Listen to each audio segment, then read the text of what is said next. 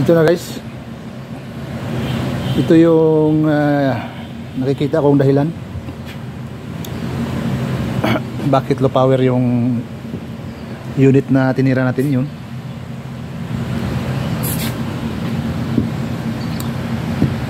matigas, hindi ko magalaw yung yung battery pilot sa loob. Bubuksan natin to guys, bubuksan natin yung loob nito at saka linisan natin 100% guys. Pag hindi gumagalaw yung throttle body, low power, at saka walang accelerator na walang acceleration na mangyayari.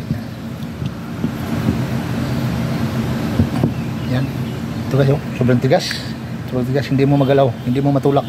Dapat gumaganon-ganon siya guys, kahit yung kamay mo gamitin mo, gagalaw pa rin siya.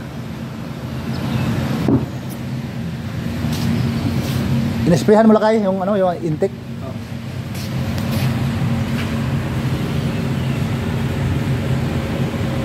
Shout out lakay, shout out. Shout out yung mga tropang mekaniko.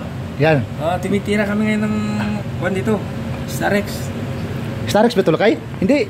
Ano to, Hyundai H1. Oo nga. Hyundai H100. Na lumalabas yung pitaka.